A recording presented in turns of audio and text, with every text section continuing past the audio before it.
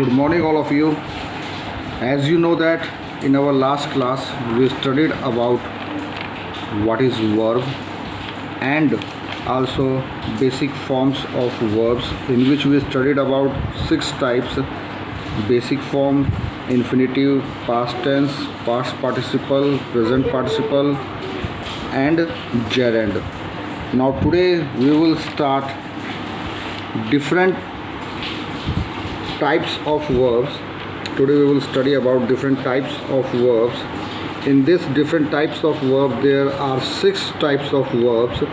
First one should be known as finite verb, second one non-finite verbs, third one action verb, fourth one linking verb, fifth auxiliary verbs, sixth modal verbs. These are 6 types of verbs. Now we will just see the explanation of these verbs. Now first of all we will see finite verb. Now see what is finite verb. Finite verbs are the actual verbs which are called the roots of sentence, which means finite verbs are real verbs, and these verbs are also known as main base of a sentence. It is a form of a verb that is performed by or referred to a subject, which means it is one type of verb which show or we can say which perform, or we can say which refer to a subject of a sentence and change according to the number, person of the subject. And finite, which means and finite verb we can say and finite verb can be changed according to the number or person of the subject in a sentence. So that thing should be known as what? Finite verb. For example, if you will see example, Ram went to school. In this sentence, went is a finite verb.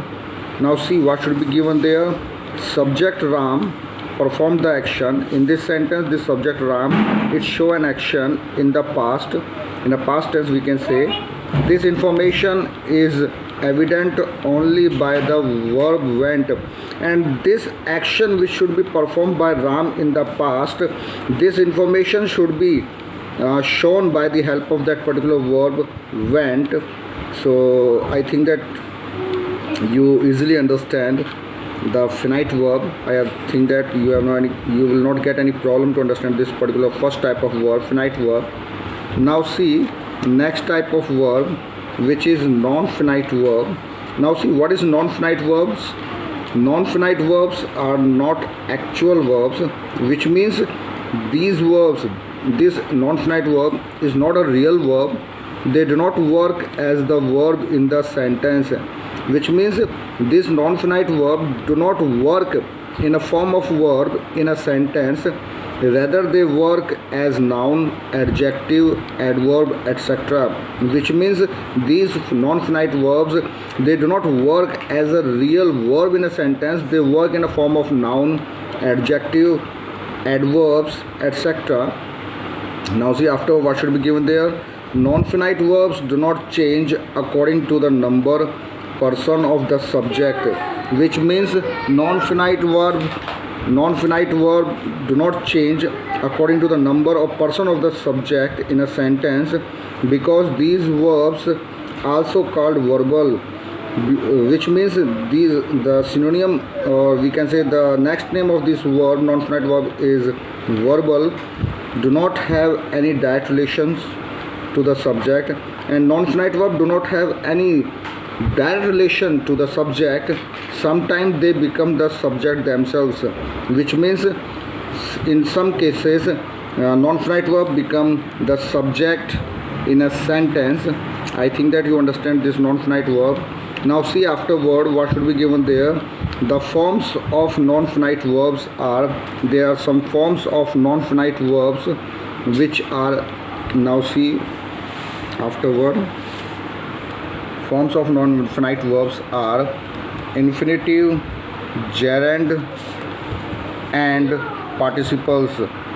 These are the forms of non-finite verbs: infinitive, gerund and participle.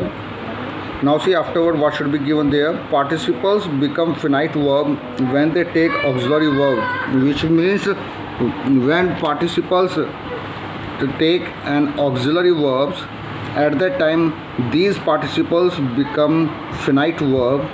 Now see example of non-finite verbs. There are some examples of non-finite verb. First one, Ram went abroad to play. In this sentence, to play is infinitives. Infinitive we see in above sentence in the form of non-finite verbs. There are three forms: infinitive, gerund and participles. So that's why in this sentence Ram went abroad to play. So to play is infinitive. Afterwards see next example. I have a broken bat. In this sentence broken is past participle form of a verb. And now afterwards see the third sentence, walking is a good habit. In this sentence walking is a gerund. So I think that you will get no problem in understanding this non-finite verb. Afterward we will discuss about action verb, third type. Now see what is an action verb. Action verbs indicate that what the subject of a sentence perform, which means action verbs are those verbs which show what subject perform, what subject is doing in a sentence. Now see afterward what should be given there. Action verbs can be transitive or intransitive. If you will see action verb, at the time you will find out that it is divided into two parts, transitive verb and intransitive verb. Now first of all we will see transitive verb. Now see what should be given there. Transitive verb must have a direct object, which means transitive verb have a direct object.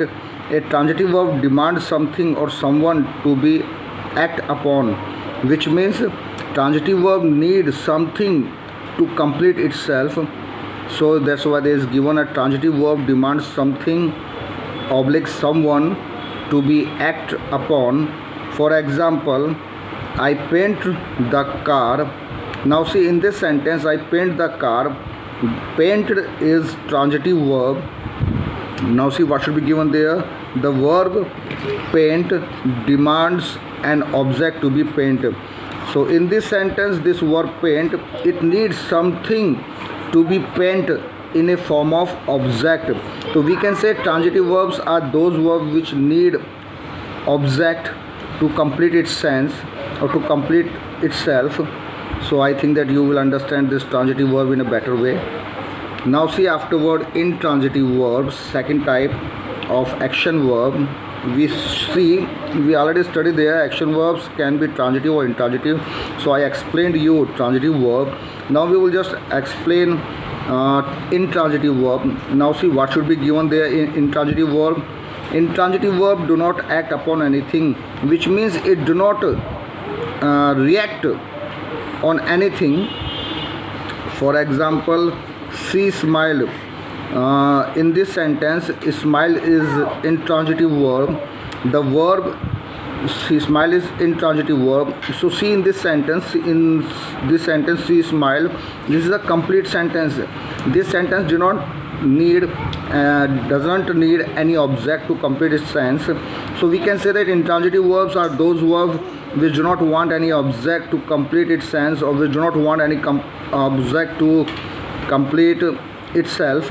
Now see in this sentence, she smiled. Smile is intransitive verb. The verb smile cannot have any object. In this sentence, this verb smile, it doesn't have any object, since the action of smiling does not fall upon anything, anyone. So that's why the action or the work of that particular verb is smiling. Verb is smiling, it doesn't fall upon anything or anyone. So I think that you understand this intransitive verb also in a very easily way. So afterward, what should be given there? See note, subject plus intransitive verb is sufficient to make a complete sense. If we will just make a sentence in which we will just add subject plus intransitive verb, so these both things are sufficient to make a complete sentence. But subject plus subject plus transitive verb is not sufficient, because transitive verb demand a direct object. But if you will just make any sentence in which there is subject and also transitive verb, so at that time that sentence should not become sufficient to complete its meaning. It needs some object or direct object to complete its meaning or to complete itself. In first one we see there subject plus intransitive verb. When we just use these two both thing in a sentence, at that time these two both make complete sentence, sufficient sentence, a meaningful sentence. But when we add subject plus transitive verb, at that time these two both things wouldn't make a sufficient sentence, wouldn't make a complete sentence. So that's why, because why doesn't make a complete sentence? Because it need or it demand a direct object to make complete sentence.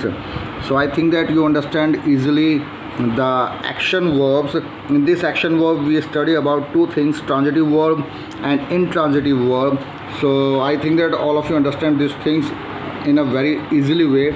In our next class we will study remaining three types of verbs, which are linking verb, auxiliary verbs and modal verbs. So I hope that all of you first of all read it, then afterward learn it. So till up to that, goodbye, take care.